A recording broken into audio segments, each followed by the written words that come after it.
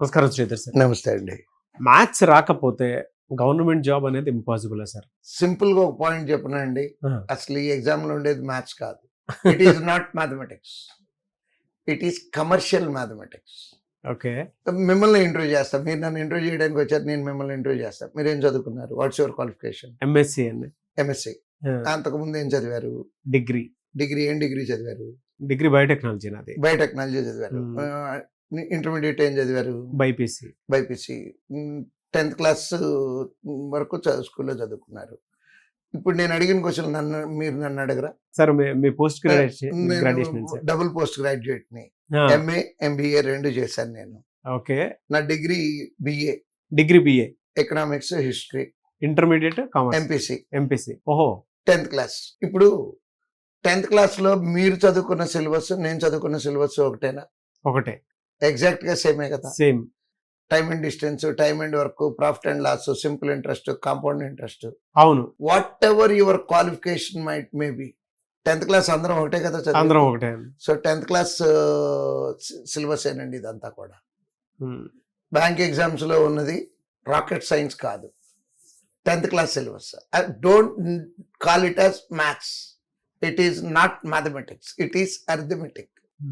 ఈ arithmetic subject అనేది మీ qualification degree అయినా, ఎంఏ అయినా, ఎంబీఏ అయినా, ఎంఎస్సీ అయినా, బీటెక్ అయినా, ఎవరైనా సరే చదివింది 10th క్లాస్ వరకు ఒకే సిలబస్ చదివండి, అదే సిలబస్ ఎగ్జామ్.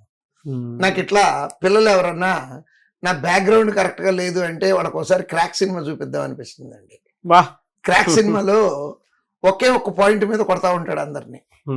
నా బ్యాక్గ్రౌండ్ అనే మాట అనగానే ఎగరేసి కొడతాడండి.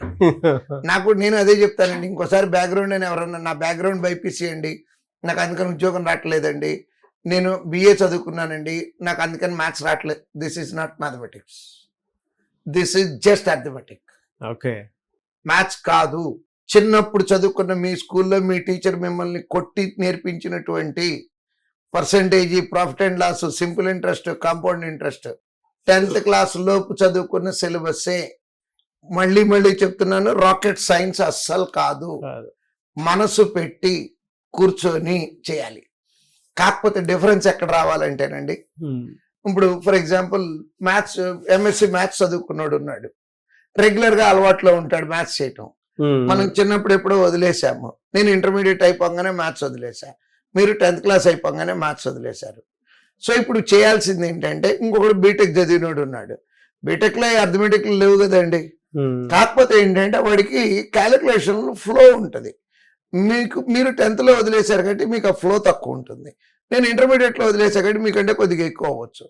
దీన్ని ఓవర్కమ్ చేయటం ఎట్లా అంటే, practice n number of times అంటానండి. n అనే దానికి వాల్యూ ఉంది, కాకపోతే ఏంటంటే ఆ వాల్యూ మనిషికి మారుతుందండి. ఎట్లా అంటే, నేను స్టూడెంట్ గా ఉన్నప్పుడు మా టీచర్ నాకు నేర్పిందండి, సూర్యనారాయణ గారు, గురువు గారు, గుర్తెచ్చుకోవాలి ఆయన్ని. ఆయన నాకు నేర్పింది ఏంటంటే, n number of times practice చేయాలన్నారు. అంటే ఏంటండి అని అడిగాను. నువ్వు చేస్తా ఉండు, నా దగ్గరికి వస్తా ఉండు, n వాల్యూ పట్టుకుందాం అన్నారు. అట్లా రోజు ఒక చాప్టర్ ఇచ్చేవాళ్ళు, ఆ చాప్టర్ చేసేవాడిని. వెళ్ళంగానే 4 క్వశ్చన్లు అడిగేవాళ్ళు, పర్ఫెక్ట్ గా రాలేదు మళ్ళీ ఇంకోసారి చేసుకురా అనేవాళ్ళు.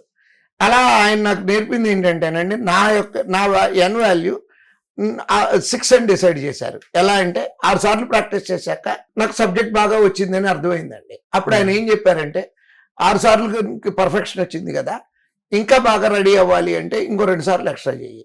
అంటే నాకు దొరికిన ప్రతి పేపరు, నాకు దొరికిన ప్రతి బుక్ 8 సార్లు ప్రాక్టీస్ చేసేవాడిని అండి. అట్లా అని మీ యొక్క n వాల్యూ 8 అని నేను అంటలేదండి. Depending on your intelligence and depending on your application capability, ఈ n మే బి లెస్. మీ n వాల్యూ 2నే అవ్వచ్చు, but there is a value for n. కు ఒక విలువ అంటూ గ్యారంటీగా వస్తుంది. ఆ విలువ తెలుసుకునే దాకా ప్రాక్టీస్ చెయ్యండి. 1 సారా, 2 సార్లా, 3 సార్లా, 4 సార్లా, డిపెండ్స్ ఆన్ యువర్ ఫోకస్. మళ్ళీ ఇక్కడ నేను ఇంటెలిజెన్స్ అని కూడా అంటలేదండి, అవసరం లేదండి, నాకు ఇంటెలిజెన్స్ అవసరం లేదండి. Practice n times. First find the value of n. Then practice every chapter n number of times. Practice every examination paper n number of times. Definitely success అవుతారండి. మళ్ళీ చెప్తున్నాను, మ్యాథ్స్ అనే మాట అసలు పిల్లలు ఎవరు వాడమాకండి అసలు. This is not mathematics, it is simple arithmetic. Very good example sir. Thank you so much sir. Thank you. చూసారు కదండి వీడియో. ఈ వీడియోపై మీ అభిప్రాయం కమెంట్ బాక్స్లో పోస్ట్ చేయండి. ముఖ్యంగా మీరు కనుక శ్రీధర్ సార్ దగ్గర నుంచి మీకుండేటువంటి డౌట్స్ ఏవైతే ఉన్నాయో వాటిని అన్నింటినీ వీడియో రూపంలో కనుక మీరు చూడాలి అనుకున్నటువంటి వాళ్ళు, అంటే ఈ సిరీస్లో భాగంగానే చూడాలి అనుకున్నటువంటి వాళ్ళు, కింద కామెంట్ బాక్స్లో మీ ఒపీనియన్ ఏదున్నా సరే షేర్ చేయండి. దానివల్ల ఏంటంటే మీకుండేటువంటి డౌట్స్, అంటే ప్రతి స్టూడెంట్కి ఉంటుంది, కాంపిటేటివ్ ప్రిపేర్ అయిన ప్రతి స్టూడెంట్కి ఆ ఆలోచన అనేది ఖచ్చితంగా ఉంటుంది. దాన్ని ఎలా ఓవర్కమ్ చేయాలనేది వీడియో రూపంలో, సొల్యూషన్స్ రూపంలో మీరు చూడడానికి అవకాశం ఉంటుంది. కాబట్టి ఎవరున్నా సరే కింద కామెంట్ బాక్స్లో మాత్రం పోస్ట్ చేయండి. అండ్ శ్రీధర్ సీసీలో కనుక జాయిన్ అవ్వాలి అనుకుంటే మాత్రం స్క్రీన్ మీద మీకు కాంటాక్ట్ నెంబర్ కనిపిస్తుంది కదా, దానికి మీరు కాల్ ఆర్ మెసేజ్ వాట్సాప్ చేసినా సరే వెంటనే ఎన్రోల్ చేసుకోండి. ఈవెన్ పేరెంట్స్ అయినా సరే ఒక్కసారి మీరు విజిట్ చేయండి శ్రీధర్ సీసీ. ఇక్కడ టీచింగ్ కానీ, ఫ్యాకల్టీ కానీ అండ్ టెక్నికల్గా చూసుకున్నా కూడా చాలామంది రెగ్యులర్గా మాక్ టెస్ట్లు అవి కండక్ట్ చేస్తూ ఉంటారు కదా, అవి రాస్తూ ఉంటారు. ఆ ప్యాటర్న్ కూడా ఏ విధంగా ఉందో చూసి దాన్ని బట్టి మీరు జాయిన్ అవ్వచ్చు. అంటే ఎక్కడా లేని విధంగా మన ఇండియాలోనే 2 తెలుగు రాష్ట్రాల్లోనే ఒక శ్రీధర్ సీసీలోనే ఉండేటువంటి ఫెసిలిటీస్ ప్రతి స్టూడెంట్కి గవర్నమెంట్ జాబ్ ట్రాక్ చేయడానికి అవకాశం ఉండేలాగా ఉంది. ఎవరైనా సరే ఎన్రోల్ చేసుకోవాలనుకుంటే మాత్రం స్క్రీన్ మీద కనిపిస్తున్న నెంబర్ సంప్రదించండి. ఈ వీడియో లైక్ చేయండి, షేర్ మాత్రం తప్పకుండా చేయండి. ఇలాంటి మరిన్ని వీడియోస్ కోసం మా ఛానల్ ఫాలో అవ్వండి. Thank you.